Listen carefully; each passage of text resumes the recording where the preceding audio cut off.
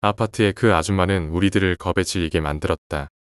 그러니까 만약에 그때 집에 어머니가 계셨더라면 어떻게 됐을까 가끔 생각한다. 인생을 살아가며 만약에 라는 단어로 과거를 치환하는 건 불가능하다지만 그래도 가끔 생각해본다. 만약에 그때 집에 어머니가 계셨더라면 혹은 내가 어머니를 찾아보겠다며 나서기라도 했었다면 어떻게 됐을까 상상해본다. 어머니 계시니? 라고 옆집 미루 엄마는 내게 물었다. 나는 중학교 3학년이었고 그날 토요일은 12시부터 보충 학습이 있는 날이었고 그래서 나는 11시경 집을 나서기 위해 준비 중이었으며 어머니는 그때 같은 아파트 다른 집에 마실 중이셨다. 웬일인지 미루 엄마의 목소리는 힘이 없었고 중학교 3학년의 남자아이는 단지 목소리가 좀 힘이 빠지고 이상하다는 것만으로 무언가의 예시를 느낄 수 있는 나이가 아니었다. 엄마 지금 안 계시는데요 라고 나는 대답했고 그러니? 라고 미루 엄마는 풀이 죽은 표정으로 뒤돌아섰다. 그때 나는 어머니를 찾아 나서야 했다. 최소한 잠깐만 계셔보세요. 엄마 금방 찾아올게요 라고 말이라도 했어야 했다.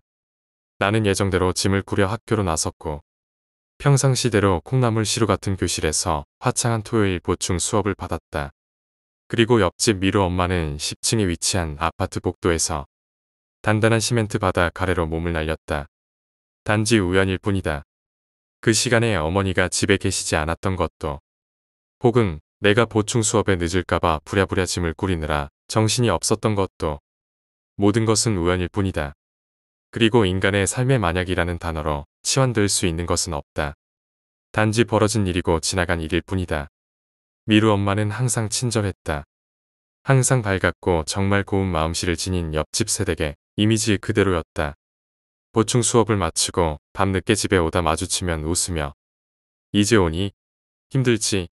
요즘 학생들은 힘들어서 어쩌니 라는 인사를 빠뜨리지 않았고 각종 아파트 행사에 앞장서 나섰으며 가끔은 리어카를 끌고 가는 모르는 늙은 할아버지에게 집에서 못 입는 옷가지를 들고 나가 전해줄 정도의 넓은 마음을 가진 그런 고운 심성을 가졌었다. 동네 아줌마들은 가끔 모여 타인의 신상을 거리낌 없이 풀어놓는다. 글쎄 미루 엄마는 원래 좋아하던 사람이 있었는데 친정에서 사위는 무조건 명문대를 나와야 한다 그래서 억지로 헤어지고 지금 신랑하고 결혼한 거라네. 미루 엄마 시어머니가 여간 아냐. 아주 며느리를 쥐잡듯이 잡아. 동네 아줌마들은 타인의 신상을 풀어놓는데 거리낌이 없기 때문에 중학교 3학년의 내 귀에도 미루 엄마의 대략적인 신상 정보는 들어온다. 가끔 노래를 흥얼거렸다.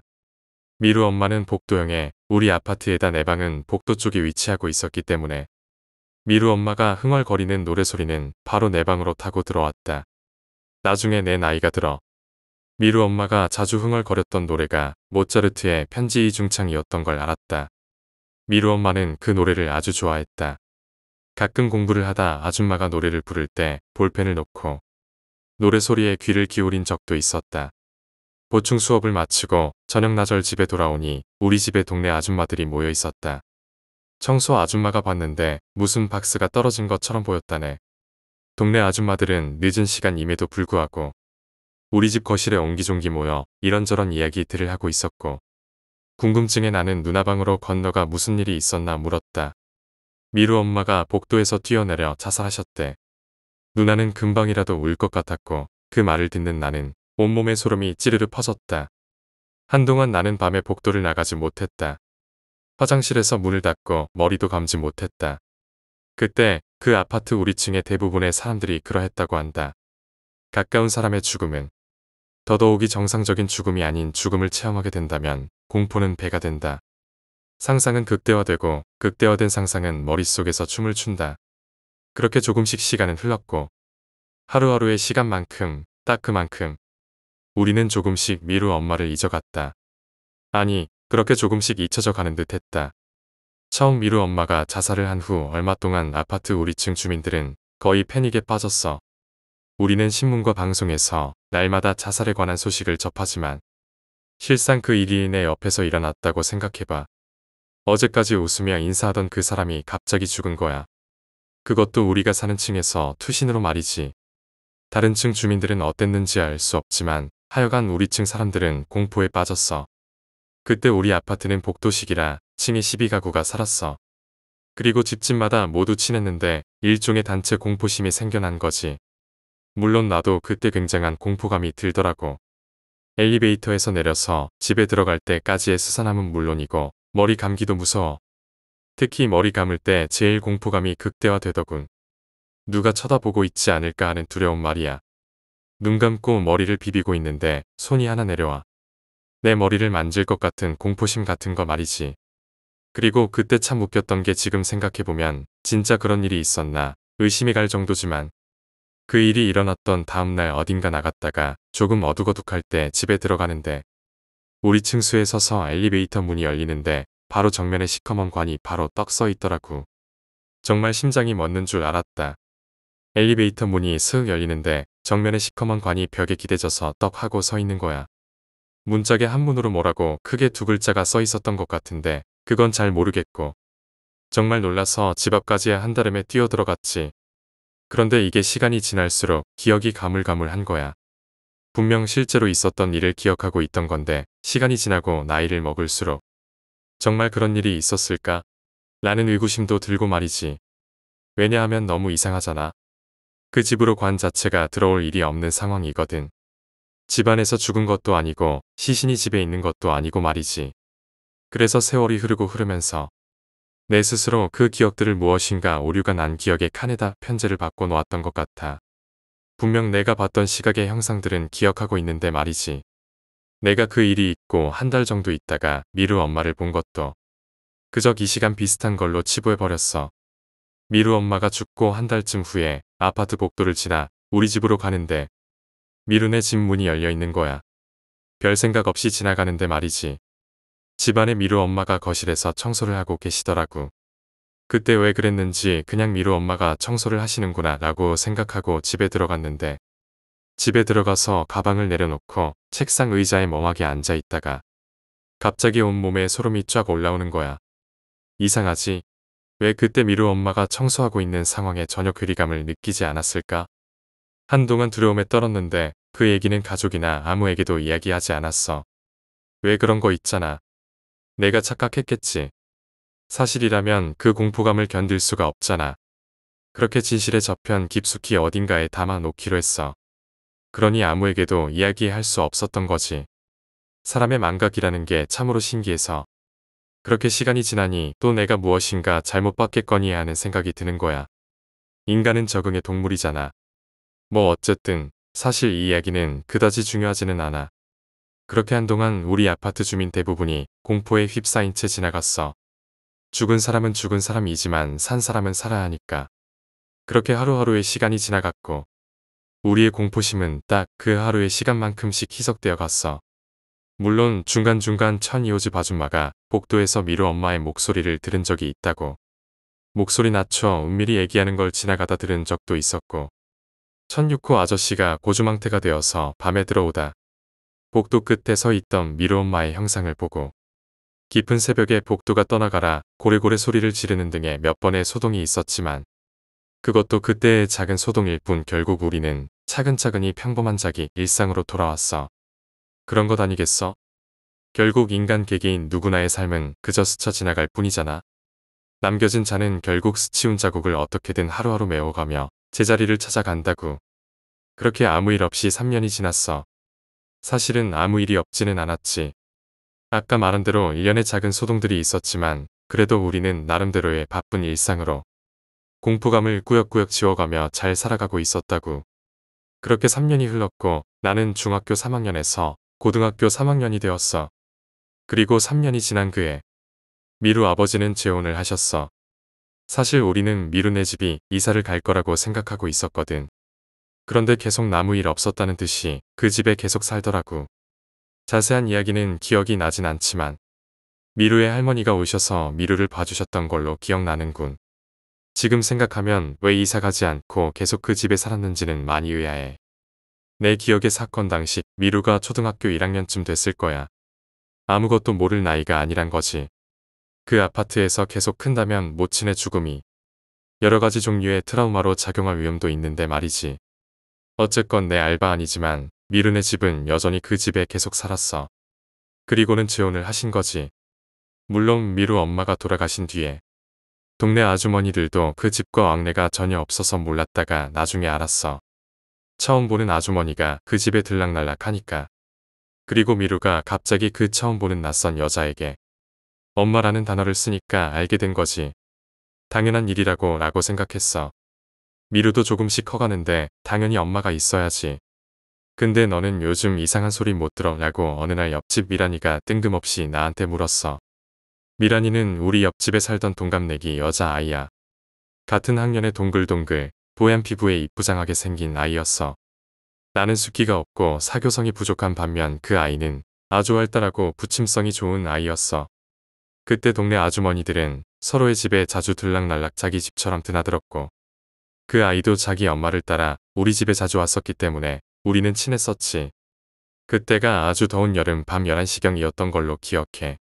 밤 늦은 시간이었기 때문에 가족들은 다 잠들어 있었고 나는 내 방에서 무언가의 책을 읽고 있었는데 내 방 창문으로 뭔가 허연 게 슥 나타나더라고. 심장 떨어지는 줄 알았는데 자세히 보니 미란이야. 너 앉아. 라고 그녀는 나한테 말을 걸었어. 앉으면 나랑 놀자 라고 얘기하면서 그녀는 내 방으로 들어왔어. 그때 우리 아파트는 여름이면 현관문을 다들 열어놓고 있었거든. 그렇게 그 아이가 내 방으로 들어와서 내 방 의자에 앉는데 막상 그 아이가 내 방으로 들어오고 나니 기분이 묘해지는 거야. 더운 여름 밤 늦은 시간에 여자아이가 나시에 숏팬츠만 입고 동갑내기 남정 내 방에 들어오다니 아무리 친하다고 해도 이건 그림이 좀 이상하잖아. 그런데 뭐 안방문, 현관문 다 활짝 열려있고 하니 그러려니 했어. 웬일이야? 이 시간에 라고 물으니 갑자기 자기랑 놀자는 거야. 공부하기가 너무 지겹다고. 그래서 내가 웃으며 말했어. 이 시간에 뭐하고 놀아 고스톱이라고 치라. 라고 말하니 그거 좋은 생각이다. 우리 고스톱 치자. 화투 가져와봐 라고 말하는 거야. 이게 적성에 안 맞는 공부하다 쳐돌았나 싶었지. 내가 어렸을 때 굉장히 보수적이었어. 보수적인 것도 보수적인 거지만 그 상황은 너무 웃기잖아. 아무리 시대가 바뀐다 해도 남녀가 유별한데 다 늦은 밤에 단둘이 앉아서 고스톱이라니. 그래서 내가 목소리를 짐짓 가다듬고 낮고 차가운 톤으로 그녀에게 말했어. 판돈 준비됐나? 그녀는 집에서 동전을 가져왔고 나는 마루에서 화투를 들고 꺼내왔어. 그리고 우리는 내 방에서 판을 벌렸지. 한여름밤에 고3 남녀 둘이 핫팬츠에 나시만 입은 채 우리는 고스톱 삼매경에 들어갔어. 어쨌건 가족들이 다 잠든 늦은 시간이었기 때문에 우리는 목소리를 상당히 낮춰서 조용히 대화를 했고 고스톱을 쳤어.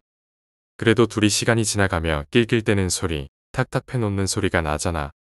그녀가 갑자기 아줌마랑 아저씨가 깰 수 있으니까 내 방문을 닫으라는 거야. 사실 나도 덥거나 시끄러운 건 둘째 치더라도 문까지 닫으면 분위기가 묘해질까봐 일부러 열어놨던 건데 문을 닫으라니 좀 망설여지더라고. 왜? 덥잖아 그냥 열어놓자 라고 말하니 그녀가 직접 일어나서 문을 닫는 거야. 아줌마 깨시면 나 혼나잖아 그냥 닫자 라며 문을 닫더라고. 그런데 이게 문이 열려 있을 때만 해도 화투를 손에 쥔 고삐리들의 명랑명랑한 분위기였는데 문이 닫히자마자 묘한 분위기가 생성되는 거야. 그날 초저녁에 무슨 일이 있었냐 하면 미란이 어머니와 미란이가 우리 집에 놀러 왔는데 아줌마가 홀겹 파자마 바람에 온 거야. 웃돌이 속옷을 안 입고 말이지. 뭐 서로 내 집처럼 드나드는 사이고 아무리 어머니 뻘이라도 그건 좀 민망하잖아. 다 비친다고. 웃가슴의 형상이 말이야. 민망해서 마루에 앉아있다 내 방에 들어왔는데 미란이는 내 방으로 따라 들어오는 거야. 마루에 참외 깎아놨어. 나가서 참외 먹으라고 미란이가 말하는데 내가 됐다고 했어. 그러니까 그녀가 실금실금 웃으면서 그러는 거야. 왜? 여자 둘이 속옷도 안 입고 오니까 흥분돼. 난 아직도 저 워딩 하나하나가 안 잊혀져. 잊혀질 수가 없잖아. 안 그래? 아주 어린 나이였고 난 아주 순진했다고. 피가 확 거꾸로 도는 느낌이었거든. 그 말의 의미를 이해하자마자 고개를 책상 쪽으로 쳐박았어. 얼굴은 빨개지고 말은 더듬거리고 있는데 그녀가 낄낄거리며 나가더라고. 지금 생각해보면 아주 잔망스러운 아이였지. 어쨌건 초저녁에 그 일까지 강렬히 생각나면서 이상 야릇한 생각이 스멀스멀 올라오는 거야. 갑자기 그녀의 새하얀 살결이 신경 쓰이고 제가 가슴이 저렇게 컸었나? 라는 생각도 들고 웬 침이 이리 고이는 거야? 라는 생각이 나는 동시에 근데 왜 자꾸 침이 넘어가냐? 꼴딱꼴딱의 상황이 발생한 거지. 그러면서 점점 머릿속이 복잡해지는 거지. 애가 왜 뜬금없이 이 시간에 내 방으로 고스톱 치러 온 거지? 라는 생각과 문은 왜 닫았을까? 설마? 라는 생각들. 얘 진짜 나랑 이상한 생각을 가지고 이 방에 왔나? 도대체 나를 뭘로 보고 내가 다른 남자들하고 똑같은 짐승으로 생각하고 이 야심한 밤에 내 방으로 왔다면 정말 커다란 오해인데 라는 주접을 속으로 떨고 있을 때쯤 그때쯤 미란이의 동전을 내가 홀랑 다 따버렸어. 그래서 내가 그랬지. 동전도 다 떨어졌고 시간도 늦었으니 이제 그만하자. 근데 내가 동전이 떨어졌으니 그만하자며 미란이 얼굴을 보는데 얼굴이 빨개져 있는 거야. 아니 얘가 얼굴이 왜 이렇게 빨개져 있지? 이상한 생각을 하고 있나?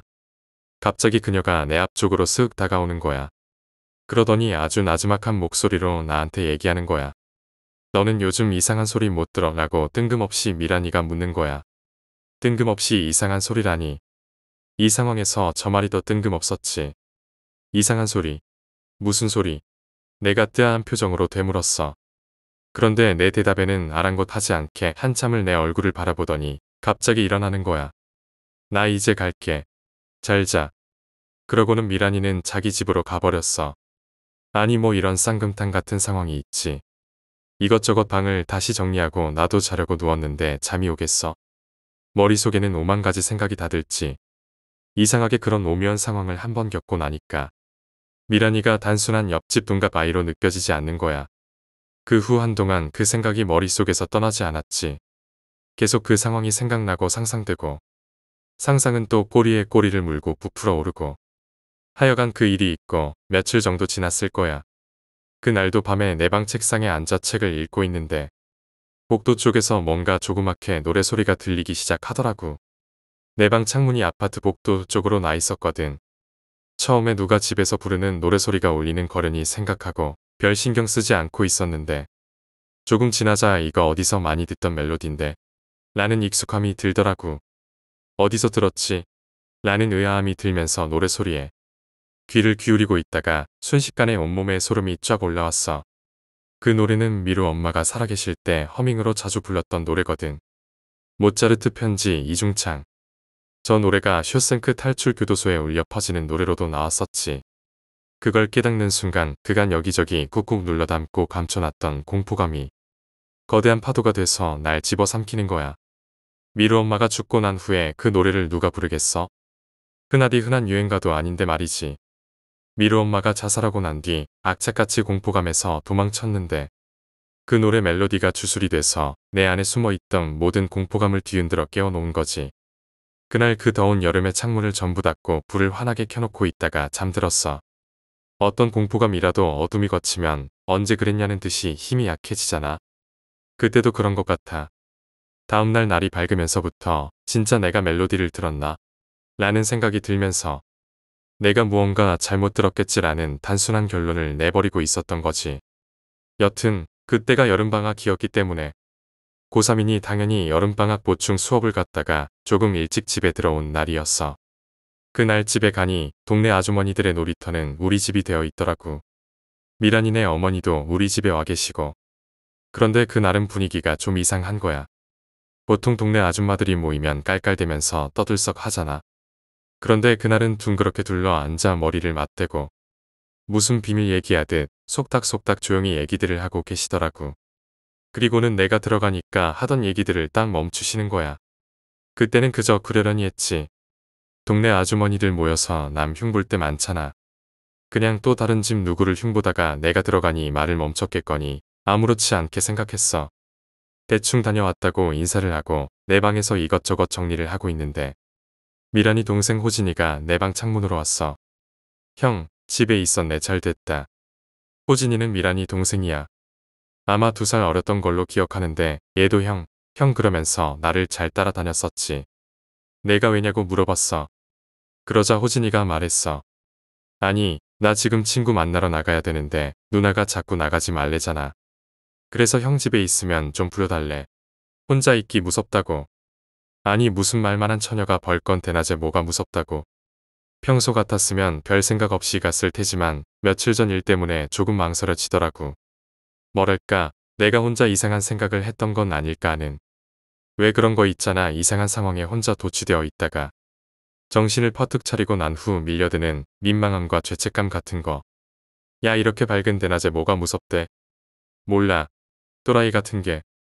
형, 우리 집에 좀 가져라 부탁할게. 나 벌써 약속 많이 늦었단 말이야. 그래서 내가 알았다 그랬어. 그러더니 자기 집 앞으로 가서 큰 소리로 미란이 한테 말하더라고. 형 집에 있어. 와준다니까 난 나간다.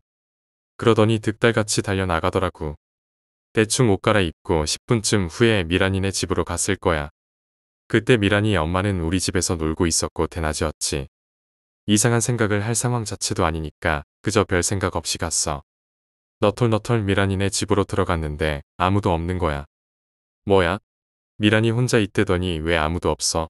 라고 생각하는데 욕실에서 물소리가 나더라고. 너 안에 있어?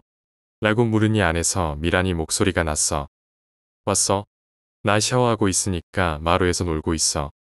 아니, 얘는 사람을 불러놓고 왜 샤워를 하고 난리야? 라고 생각하고 마루에 앉아 있었지. 그런데 또 그런 상황이 되다 보니 며칠 전 있었던 일과 연계선상으로 이어져서 머릿속이 복잡해지더라고. 그때 욕실에서 물소리가 그쳤어. 그러더니 갑자기 욕실 문이 열리는 소리가 들렸지. 다 씻었나? 라는 생각에 고개를 돌리려는데 미란이가 그러더라고. 나 아무것도 안 입고 있으니까 고개 돌리지 마. 코피 쏟을 뻔했어. 진짜 뒤돌아 앉아있는 상태에서 돌부처처럼 몸이 딱 굳더라고.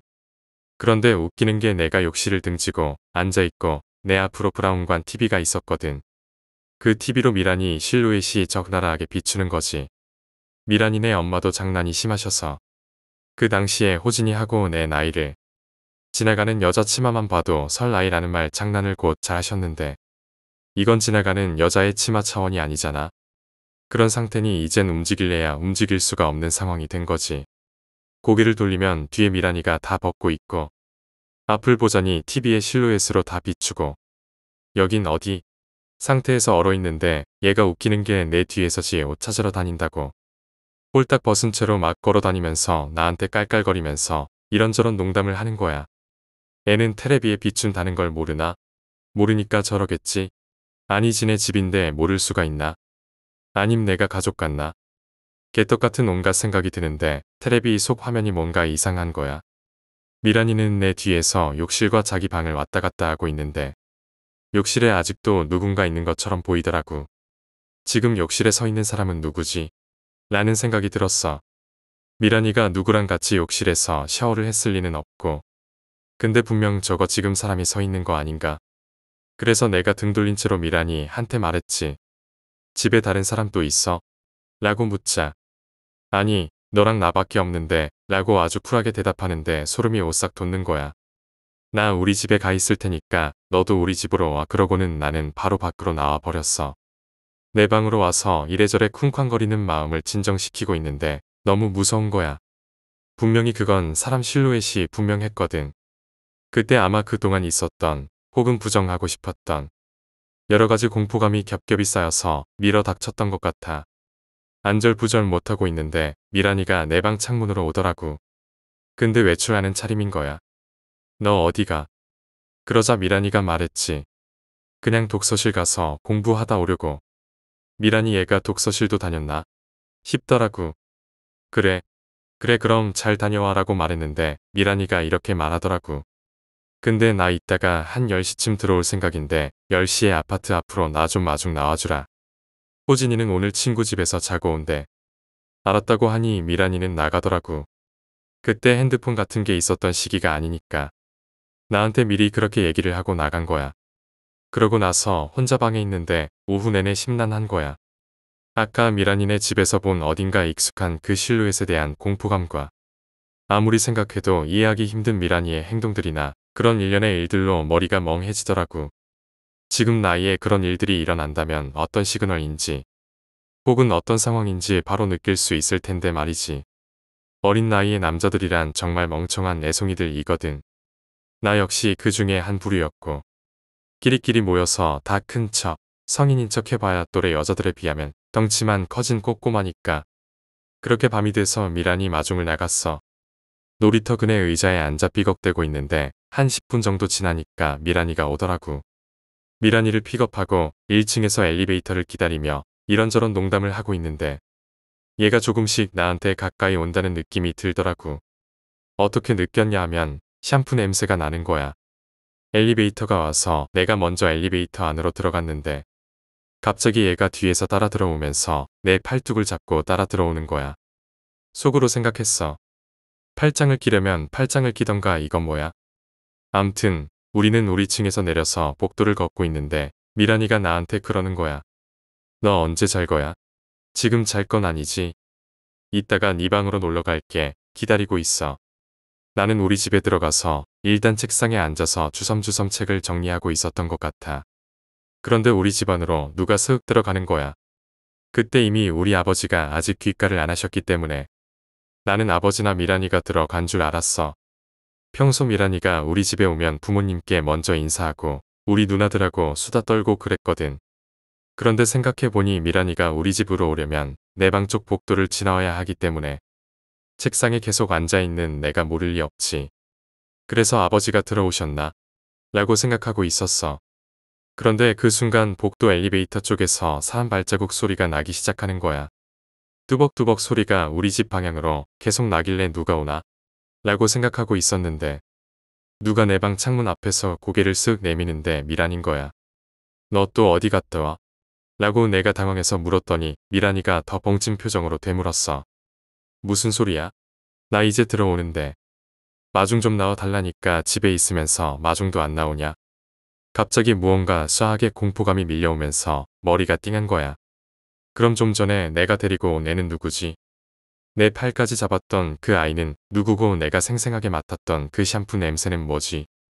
내가 놀란 토끼 눈이 돼서 멍하게 쳐다보고 있는데 조금만 기다려.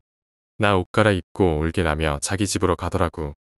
그때부터 아주 미치겠는 거야. 사람들은 보통 환청이나 환영 같은 걸 보면 이건 환청이구나 라거나 저건 착각이구나 라고 생각한다잖아. 그런데 아냐. 내 그때 경험을 돌이켜보면 그게 착각인지 실제인지 구분이 안 가. 그러면서 그럼 내 주위에 무엇이 진짜고 무엇이 착각인지 내 인지 능력의 모든 것에 대한 의심이 들어. 그리고 그때쯤 글에는 기재가 안 돼 있지만 이상한 일들을 더 많이 겪고 있었거든. 제일 심한 게 환청이었지. 그때 나는 정신적으로나 육체적으로나 아주 건강한 남자 아이였기 때문에 술 때문이라거나 병으로 인한 허약함이라는 따위의 이유가 있을 수 없었어. 아무튼 뭔가 뒤통수를 세게 얻어맞은 느낌이 든 나는. 그럼 아까 집 안으로 들어간 사람은 누군지 안방으로 가봤어. 그런데 아무도 들어온 사람이 없는 거야. 어머니는 주무시고 계시고 누나들은 자기 방에 있고 온몸에 소름이 올라오고 아주 미치겠더라고. 내 방으로 와서 창문을 닫고 있었어. 너무 무서웠지. 한여름인데 왜 그리 춥던지. 조금 있다가 미란이가 내 방으로 건너왔어.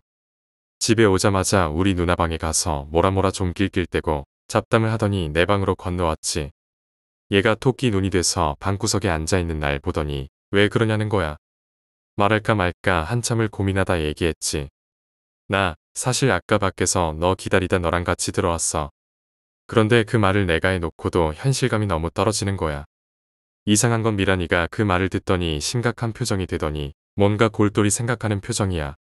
그렇게 한참 골똘히 생각하더니 입을 열었어. 나도 사실 요즘 이상한 일들을 많이 겪는다라는 거야. 주로 어떤 일? 내가 잔뜩 쫄는 목소리로 되물었지. 그러니까 무표정하게 다시 말하는 거야. 나 미루 아줌마 자주 본다. 온몸에 피가 거꾸로 쏟아오르는 것 같았어. 그동안 동네 주민들에게 미루 엄마라는 이름을 꺼내지 않는 것이 불문율에 가까웠거든. 그렇게 도망치고 도망쳐서 망각의 기억 속에 꼭꼭 싸매뒀던 공포감이 한 번에 확 밀려오더라고.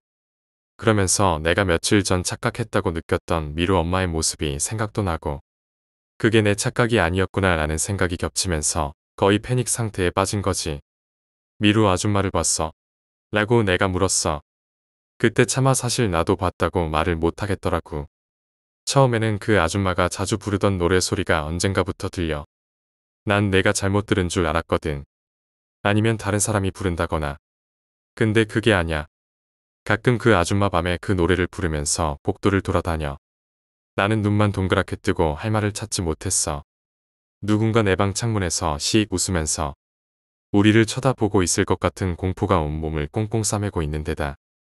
좀 전에 우리 집 안으로 슥 걸어 들어간 그 정체도 뭔지 무서운 거야. 나 요즘 너무 무서워서 내 방에서 혼자 잠도 못 자라고 미란이가 말하더니 한숨을 쉬더라고. 그러면서 미란이가 그동안 자기가 겪었던 이야기를 하는데 정말 놀랐어. 언젠가 복도에서 누가 미루 엄마가 자주 부른 노래를 부르는 소리가 아련하게 들렸대. 처음에는 아련하게 내가 잘못 들었나 하는 정도로 들리다가 어느 순간부터 조금씩 선명하게 들리는 것 같더래. 그 말을 듣다 보니 미란이가 나한테 너는 무슨 소리 안 들리냐? 라고 물어봤던 게 생각났어. 설마 그 무슨 소리가 미루 엄마 노래 소리일 거라고 상상도 못했지만 말이지. 그러다가 어느 날 늦게까지 밖에서 공부를 하다 12시쯤 집으로 오는 길에 우리 층 엘리베이터에서 내리자마자 또 그 노래 소리가 들리더라는 거야. 복도에는 아무도 없고 대부분 집은 시간이 늦어 현관문이 닫혀 있었는데 유독 그날은 미루네 집 현관이 열려 있더래. 공포감에 어른 채로 움직이지 않는 다리를 억지로 움직여 한 발 한 발 집으로 가다가 미루네 집 앞을 지나면서 슬쩍 미루네 집을 봤는데 자기는 분명히 봤다는 거야. 미루네 집 마루에서 노래를 부르고 있는 미루 엄마를 말이지. 미루네 집 거실에서 그 노래를 부르면서 빙글빙글 돌며 걷고 있더래. 미란이는 겁에 질린 채로 말을 이어갔어. 글쎄 나랑 눈이 마주쳤는데 웃고 있더라고. 분명 그때 그 집에 불이 꺼져 있었거든. 근데 웃으면서 날 빤히 쳐다보고 있는데 정확히 보이는 거야. 그렇게 우리 방에서 둘이 소근거리며 얘기하고 있는데 방에서 주무시고 계시던 어머니가 내 방 앞으로 오시더라고. 니네 이 시간에 둘이 뭐하냐? 라며 잠이 반 깨신 목소리로 물어보셨어. 물론 이상하다거나 둘이 뭔가 수상한 짓 한 거 아니냐는 뉘앙스로 물어보시는 게 아니라 그냥 둘이 밤 늦은 시간에 뭔가 속닥속닥 대니까 오셔서 물어보신 거야. 아니 그냥 얘기하고 있어 라고 나는 아무렇지도 않게 둘러댔어. 근데 아까 누가 내 방에 들어왔었니? 라고 어머니가 물어보시는 거야. 아니 내가 방 앞까지 가긴 했는데 들어가진 않았어. 라고 말하니 어머니가 그러시더라고. 그래. 자고 있는데 뭐 시커먼 게 들어와서 방을 한 바퀴 휘돌고는 나가더라. 잠결에 난 또 네 아버지 오신 줄 알았더니 그 말을 듣는데 오싹한 거야. 뭐가 들어오긴 들어왔었구나. 그러면서 문득 아까 내가 마중 나갔다가 데리고 왔던 미란이가 조금만 기다려 너희 집으로 갈게 라고 했던 말이 기억이 나는 거야. 그러더니 뜬금없이 어머니가 거실로 나가시더니 향을 피우시더니 테이프로 불경을 트셨어. 그리고 염주를 꺼내 같이 연부를 중얼중얼 따라 하시는 거야. 그때 확실히 뭔가 느껴졌어. 어머니가 뭔가 보셨구나. 무언가 내가 모르는 일이 계속 벌어지고 있었구나. 우리 모친이 웬만한 스님 뺨치시는 분이라 가끔 내가 이해 못할 정도의 신비한 일을 자주 보여주셔.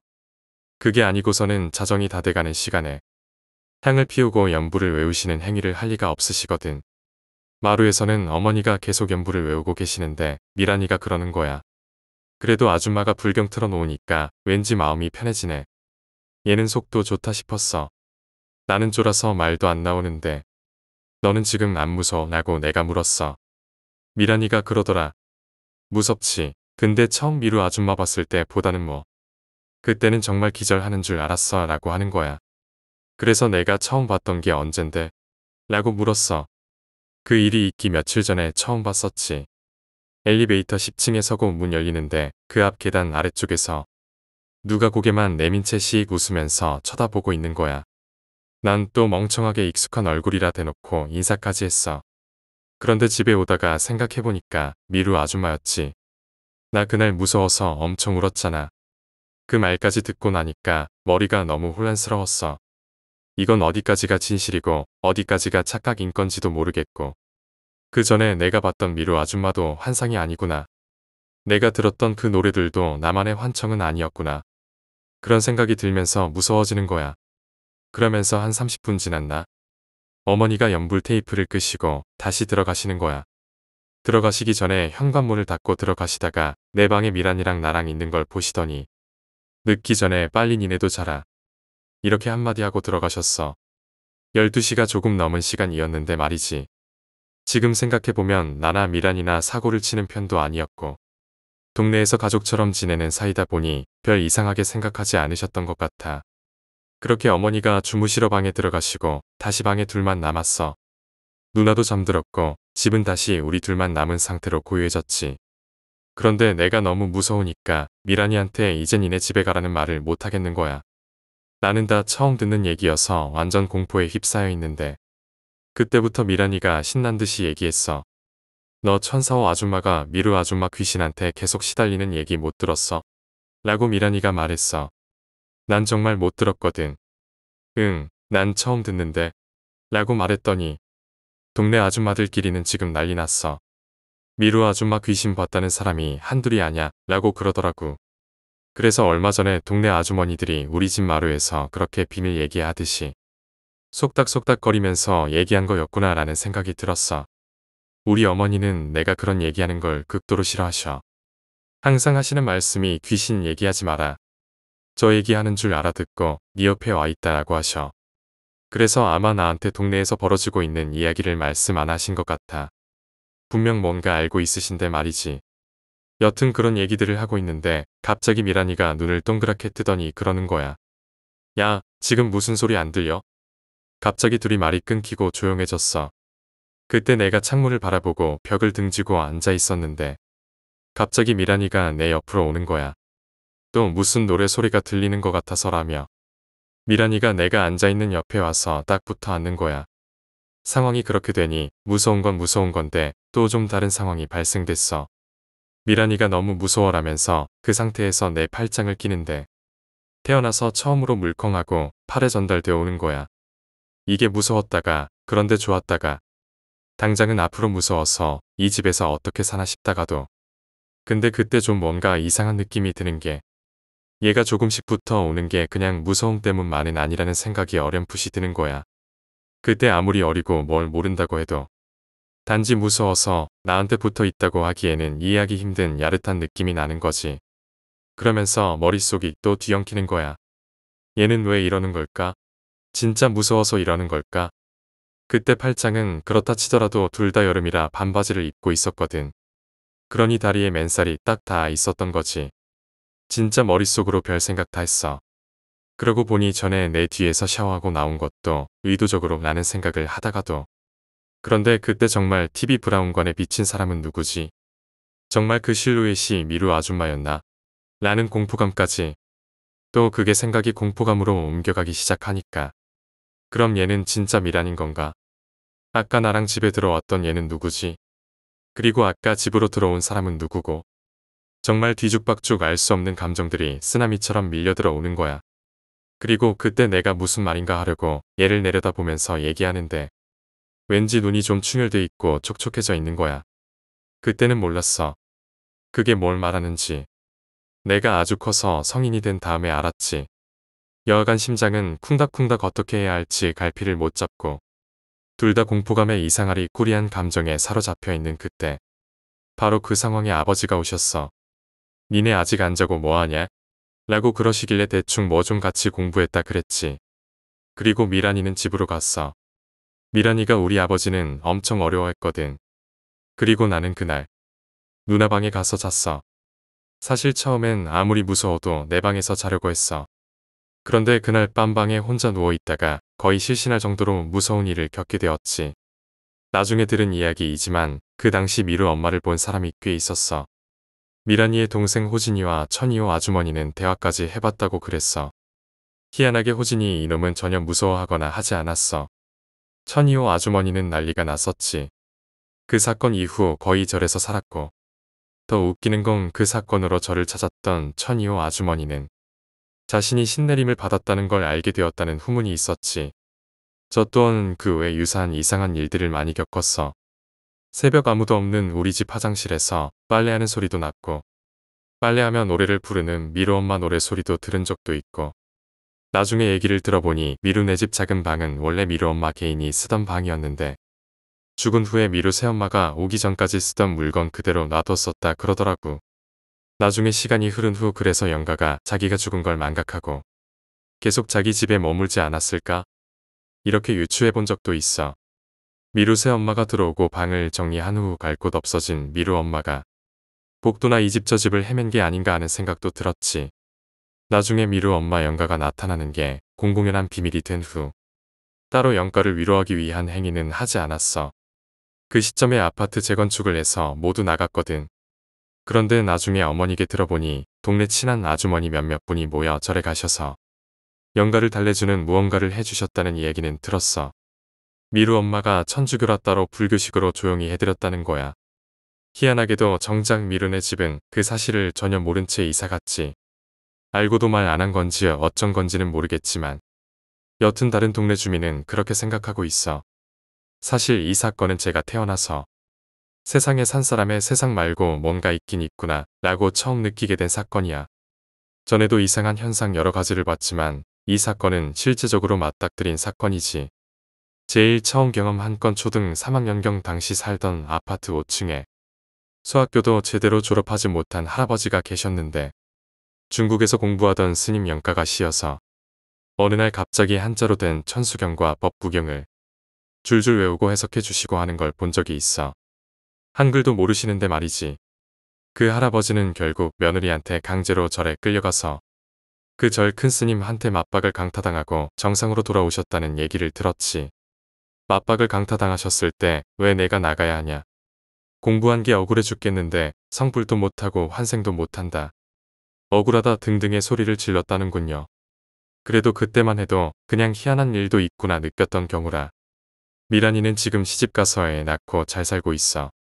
세월이 지난 후 알게 됐는데 그때 아마 미란이가 그렇게 행동한 게 의도된 행동이었다고 생각하고 있어. 살아보니 상대는 아무 생각 없는데 제 혼자 이상한 감정이나 흥분을 느끼게 되는 일은 없었지. 사람과 사람 사이에는 공명이라는 게 있어서 어느 정도 일정한 주파수가 맞으면 같은 감정을 느낀다고 생각하고 있어. 가끔 그때 일이 생각나면 여러 가지 생각을 하지. 만약 그때 내가 미란이 행동에 적극적으로 행동했으면 어떻게 됐을까? 하는 부류의 생각들. 삶의 방향성이란 알 수 없는 거잖아. 기억에 남는 게 재건축으로 한 집 두 집 나가며 이사 나간 집 문에 라카로 X표를 쳤지. 그런데 미르네 집은 X표를 못 쳤어. 미르네 집에 X표를 치려고 하면 라카가 고장나서 안 나왔다고 하더라고. 또 다른 집 가면 멀쩡히 잘 나오고. 우리도 이사를 나간 며칠 후 저녁. 모친의 심부름으로 그 동네를 찾은 적이 있는데 지나가면서 우리가 살던 층 복도를 바라보니 누가 위에서 아래를 내려다 보고 있었지. 그때 우리 층은 모두 이사 나간 시점이었는데 미루네 집 앞에서 어떤 여자가 제 쪽을 쳐다보며 서 있었어. 나는 그분이 미루 엄마라고 생각해. 당시도 당연히 그럴 거라고 생각했고 그 생각은 변함이 없습니다만 이상하게 무섭다거나 하는 감정이 들진 않았어. 그냥 왠지 알 수 없게 서글프다는 생각이 들었지. 왜 그런 감정이 들었는지 모르겠지만 이상하게 서글프더군. 아마 이제 저 아줌마도 내 학창시절 추억이 서린 이 동네도 사라지겠구나 하는 생각이 들었던 것 같아. 오랜 시간이 지나고 공포의 기억은 조금씩 흐릿해지기 시작했다. 하지만 아직도 그날의 기억은 마음 한편에 남아 때때로 나를 덮쳐오는 불안감으로 다가온다.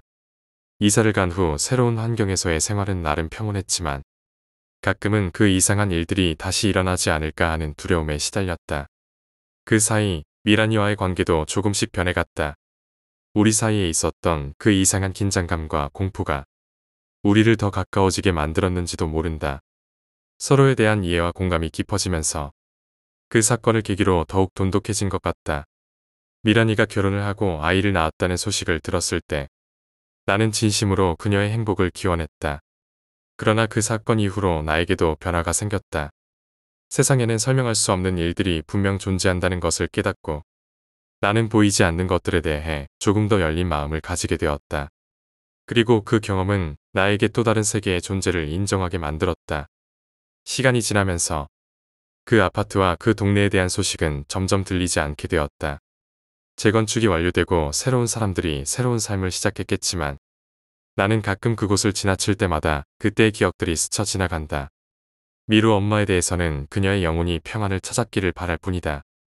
동네 사람들이 조용히 그녀를 위로해준 것처럼 나 또한 마음속으로 그녀에게 평안을 기원한다. 그리고 그 사건을 통해 내가 얻은 교훈은 보이지 않는 것들을 존중하고 이해하려 노력해야 한다는 것이다.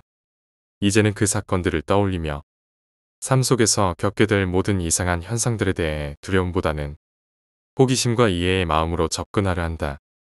그리고 무엇보다 우리가 알지 못하는 세계가 분명 존재한다는 사실을 잊지 않으려고 한다.